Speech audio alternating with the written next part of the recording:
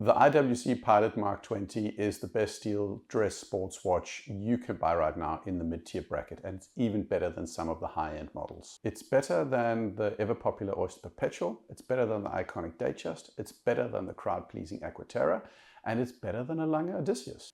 I'm not exaggerating, but fair enough, I should probably explain why. We'll start by taking a look at the competition to start off with. The steel sports watch segment is ridiculously crowded, with pretty much every brand having an offering or even multiple offerings. This IWC costs around $6,000. For that money, you're competing with the Rolex Datejust that goes for somewhere between $8,000 and $10,000, depending on whether or not you get it with the fluted bezel or not. The Oyster Perpetual lies at around $6,000, which some would maybe say is the more direct competitor to the Pilot Mark XX. For others, the competitor might be the Explorer because of the tool watch aesthetic. Omega, you've got the Aquaterra. For JLC, you've got the Polaris Automatic at $8,000 to $8,500. Breitling, I think it's the Chronomat at about $5,000. Seiko, well, they've got the Birch and the Snowflake models with the best dials in the world, plus Suratsu polishing at around $8,000. The list goes on and on. The high end is represented as well. The Overseas, the Nautilus, the Royal Oak, the Odysseus.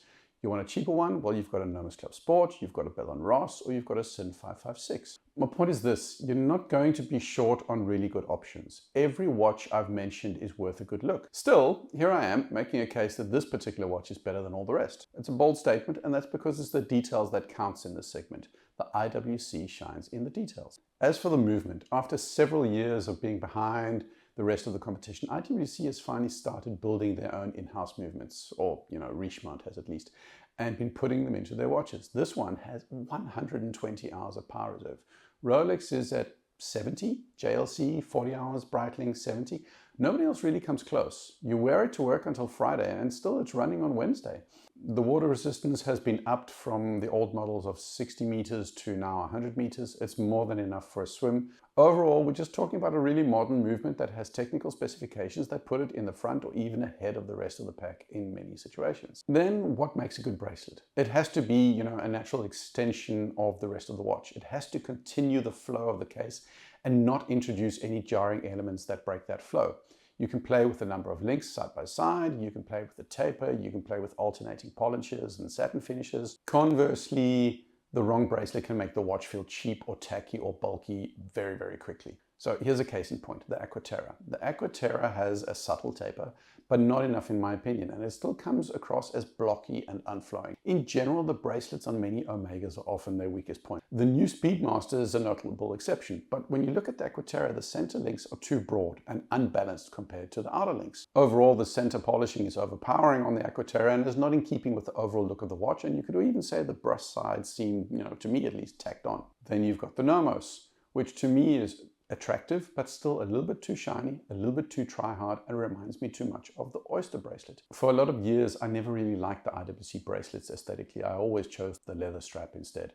Now, it has a taper, and it gives it a distinctly more dynamic feel.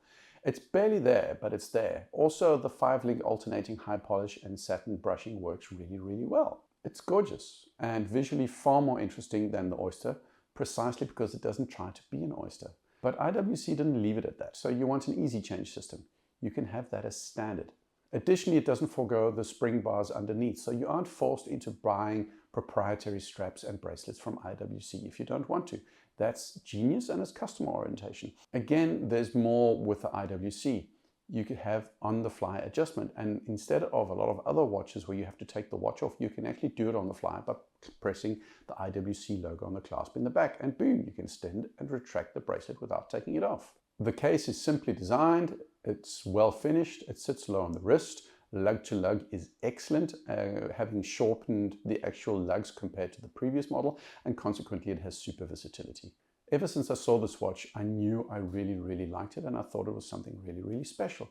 But I couldn't quite put into words what exactly was it, and especially with the case and dial, that made it so excellent. Until I put together my theory that a good dial is either an exercise in subtraction or addition. Think of the Rolex. It has the sunray dial, it has applied markers, it has Rolex etching on the sides, it has raised crown. Same goes for Omega. Arrow hands, applied indices, ship deck pattern dial. minute marker outer ring. There's a lot of details and elements that go in there to create the perfect watch. What you see when you look at all these luxury watches is that they all need certain elements to be there to create that premium luxury feel.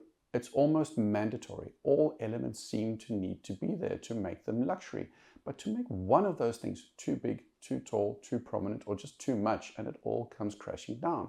To me, it comes back to it's a question of subtracting from all the things that have to be in this luxury watch until you get the right balance. Now I'm going on yet another tangent, but the Grand Seiko White Birch is an interesting case study because again, all the pieces are there to signal luxury watch, but I've always felt that they didn't subtract enough. Nobody can fault Grand Seiko for their dials. They are excellent, and I think they are vastly more interesting than what most of the Swiss producers put out there.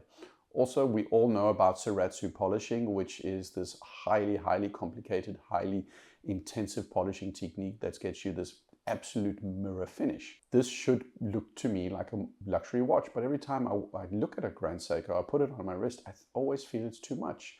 Especially the applied markers on the dial are just over-engineered. Also, the case seems over-engineered. It's like a group of engineers said, we have to show them what we can do, as opposed to make sure it looks like a balanced luxury watch. The dial is just so immaculate and so restrained that I feel they should have subtracted a little bit more from the markers, the hands, and to some extent the detailing on the case. Their need to demonstrate technical prowess just goes a little bit too far. There's one beveled edge too many, and they should have subtracted a little bit more from the Grand Seiko. This is also why so many cheap watches like Invicta don't look like luxury, even though they all have elements of a luxury watch. Everything's there, everything's added, but there's no work done in subtracting. The thing that makes the IWC special, it's not about subtraction. It's about addition. Why? Because a pilot watch by definition needs to be simple, legible, functional. It's a totally different exercise compared to what an Aquaterra or a Datejust need to be. How do you indicate that a tool watch is a premium luxury product?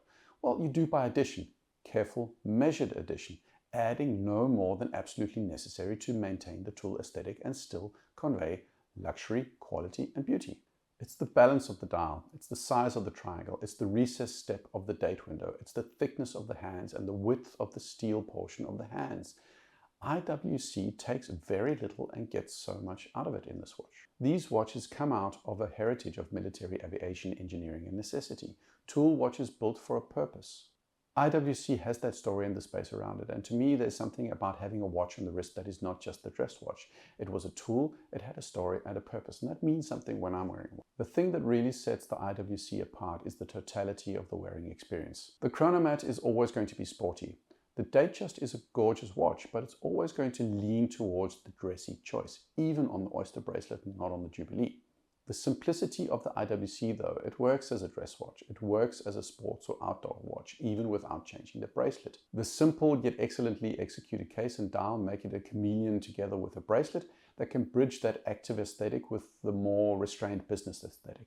It blends in and it works everywhere. What we have here is an exceptionally well-built movement in a gorgeous case with a dial that is a testament to how simplicity and minimalism is supposed to be done in a luxury watch.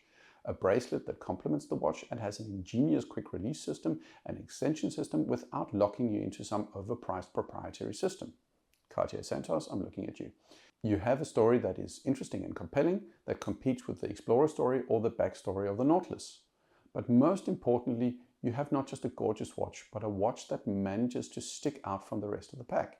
The Datejust, the Aquaterra, the Santos are all lovely watches. This is refined, it's sporty, it's casual, it's serious, it's iconic. It's the IWC Mark XX. I really like this watch, I do, and I think I'm going to buy it. Comment, like, subscribe. Thanks for logging in. Cheers.